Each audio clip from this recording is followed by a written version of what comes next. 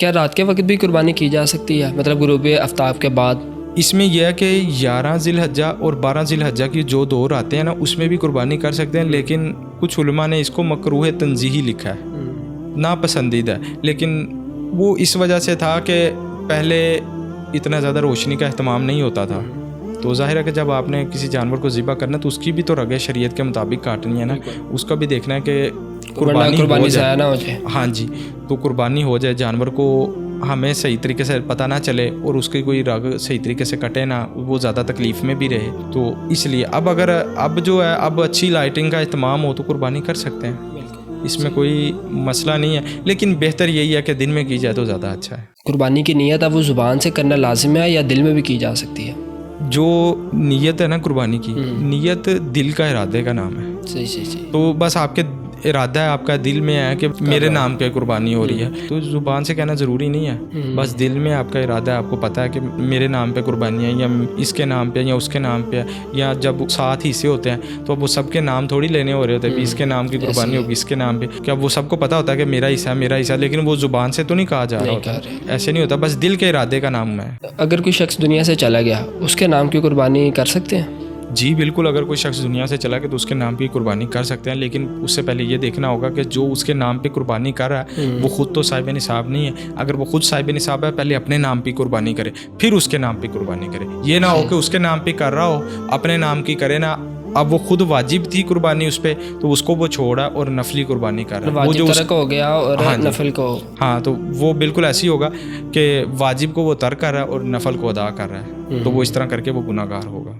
یا کچھ لوگ جو ہے نا قربانی کرنے کے لیے نیل گائے اور مار خور کی قربانی کرتے ہیں، تو کیا ایسا کرنا ٹھیک ہے؟ دیکھیں، ہمارے علماء کرام نے فرمایا ہے کہ جو قربانی کرنی ہے نا وہ گھریلو جانوروں کی کریں،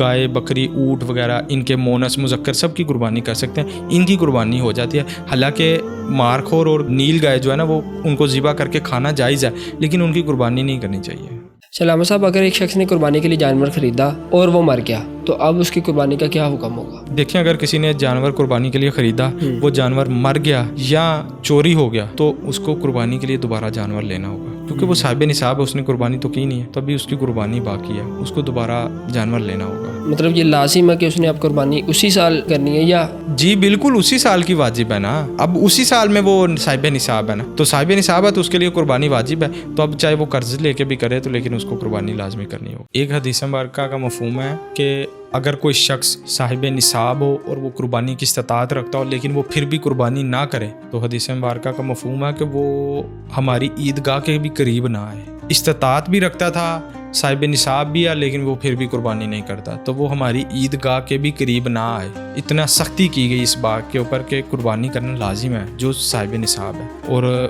بعض لوگ ہیں کہ وہ ٹھیک ہے قربانی نہیں کرتے، وہ سستی کر جاتے ہیں، تو سستی نہیں کرنی چاہیے، اگر وہ صاحب نصاب ہے تو اس کو لازمی قربانی کرنی چاہیے۔ ہر کوئی شخص یہ دیکھتا ہے کہ جو قربانی کا میں جانور لے رہا ہوں اس میں کوئی عیب نہ ہو، اور بالکل ٹھیک ہے، یہ دیکھنا بھی چاہیے، کیونکہ جو عیب والا جانور ہوتا ہے اس کی قربانی نہیں ہوتی، تو یہ بہت اچھی بات ہے کہ قربانی کے جانور میں عیب دیکھا جائے کہ اس میں کوئی عیب تو نہیں ہے تو پھر لیا جائے، لیکن اس سے زیادہ لمحہ فکریہ یہ ہے کہ یہ بھی تو دیکھنا چاہیے کہ جس پیسے کی میں قربانی کر رہا ہوں کیا اس پیسے کے اندر کوئی عیب تو نہیں ہے، کیا کوئی میں نے 2 نمبری سے تو نہیں کمایا ہوا، کیا اس کے اندر کوئی حرام کا لقمہ تو نہیں ہے، کیا کوئی وہ حرام پیسہ تو نہیں ہے، اس بات کو بھی تو دیکھنا ہے نا۔ جانور کو عیب سے پاک لینا بہت اچھی بات ہے اور یہ لینا بھی چاہیے، لیکن جو پیسہ جس سے قربانی کریں اس کو بھی تو پاک ہونا چاہیے نا، وہ بھی تو حلال ذریعے سے کمایا ہو، تو اس چیز کو دیکھنا بھی بہت ضروری ہے۔ اس کے بارے میں بہت زیادہ پوچھا جاتا ہے کہ کیا نبی پاک علیہ الصلوۃ والسلام بارک نے بھی ہر سال قربانی کی؟ جی بالکل، نبی کریم علیہ الصلوۃ والسلام بارک نے ہر سال قربانی کی جب قربانی کا حکم آ گیا۔ علامہ صاحب، اکثر جو ہے نا وہ دیکھا جاتا ہے کہ کچھ لوگ جو ہے نا دکھاوے کی ریاکاری کے اندر وہ قربانی کو لے آتے ہیں، مطلب وہ قربانی کریں گے تو یا تو وہ جانور بہت بڑے بڑے لے لیں گے، اگر اس طرح نہیں کرتے تو وہ جانور جو ہے نا بہت زیادہ تعداد میں لے لیتے ہیں۔ دیکھیں، کوئی بھی کام دکھاوے کے لیے کیا جاتا ہے وہ تو قبول نہیں ہے۔ اب کوئی شخص بہت اچھا بہت بڑا جانور لے کے آتا ہے، اگر تو وہ اس نیت سے لایا کہ یا اللہ میں نے تیری رضا میں قربان کرنا ہے، اور دکھاوا اس کی نیت نہیں ہے اور وہ دکھاوے والے کام بھی نہیں کرتا، تو پھر تو ٹھیک ہے، اللہ کی رضا کے لیے لایا اور